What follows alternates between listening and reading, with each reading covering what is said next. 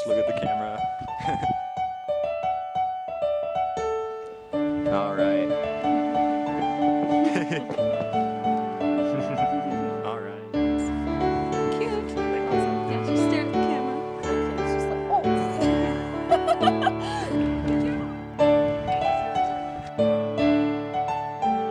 Awesome. That's great. Thanks a lot. Awesome. You look great.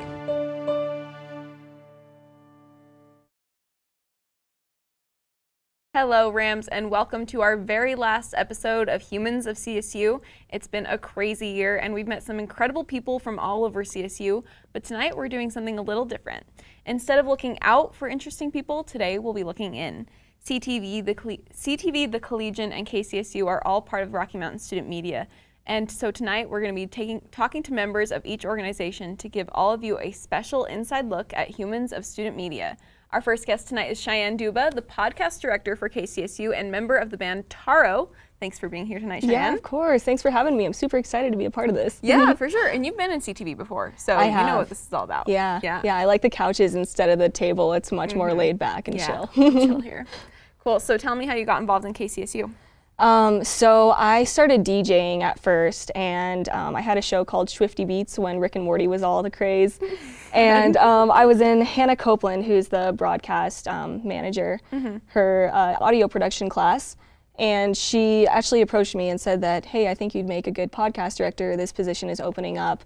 So I ended up applying. I actually really wasn't into podcasting before that, but I was always into audio production. I've produced music and written music for about like 2.5 years by now. So yeah, I've always been into that. And so I applied, got the job. I've been doing it for 1.5 years. And it's been a relatively new position. It's been around for 2 years or so, so I've been doing it for the majority of the time. That's awesome. So, yeah. Yeah, because podcasts are relatively like new. Well, I mean, they've been around for a long time, but I feel like they've become really popular recently. Yeah, there's like this big wave, like just surge of podcasts. And I feel like we got to ride that wave and make podcasts with KCSU. Yeah, definitely. a thing and catch on. Yeah, it's fun. So what's your favorite part about that job?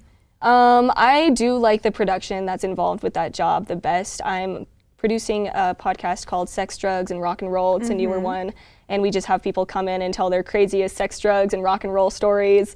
And so I just get to edit them together and put all these crazy sound effects. Like I go on YouTube and I find these meme sound effects for podcasting, just little snippets from Vines and stuff, and putting those together have been really fun. That's awesome. Cool. When is that already out, or when will it be out? It's already out. The first 2 episodes are actually already out. The second one, the most recent one, is actually Drake Bell, because we got to interview him, and he told his story about this tweet that he wrote about a fan that just handed him weed in a Gucci store. Whoa. So it's like a little 5-minute interview with Drake Bell about that. Yeah. Fun. Yeah. That's awesome. Cool. So what are some of the other popular podcasts that you have at KCSU?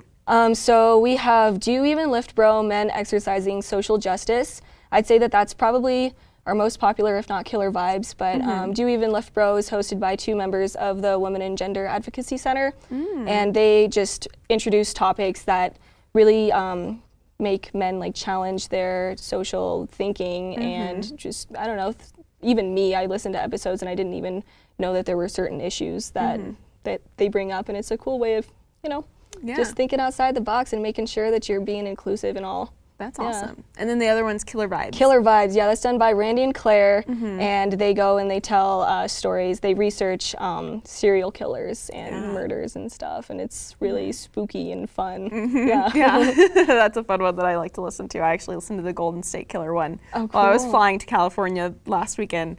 So it might not have been the best idea because I was terrified of finding a murder in my closet, but I'm here, so I didn't get murdered. So yay! So you're also in the local alternative band Taro. What's it like being in a band? It's really fun. Yeah, it's actually just me and Steve, so we're a little duo. And it's better than just playing music by yourself. I actually didn't know how to, play all the music that I produced live, and then I met Steve.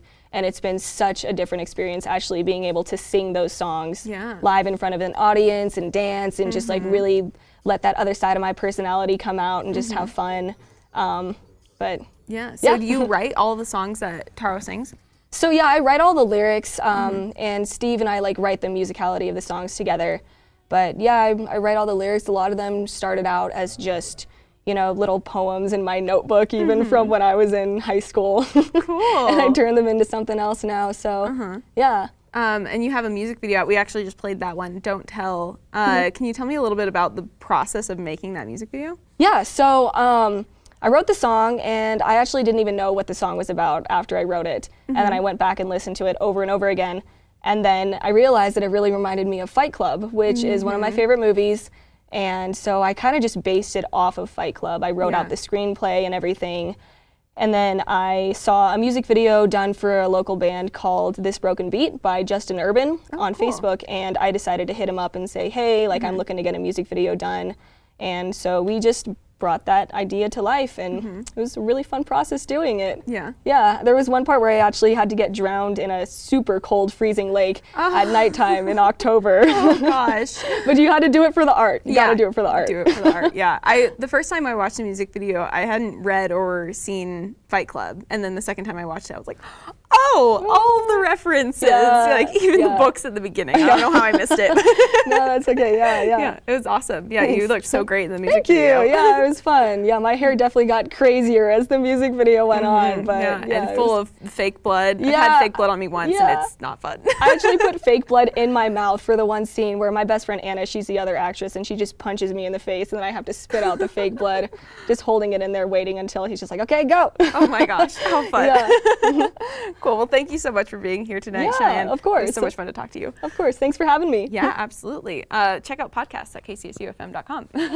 Up next, we'll be talking to another remarkable woman from student media, Sydney Wicker, the director of CTV Sports, and next year's assistant executive producer. We'll be right back.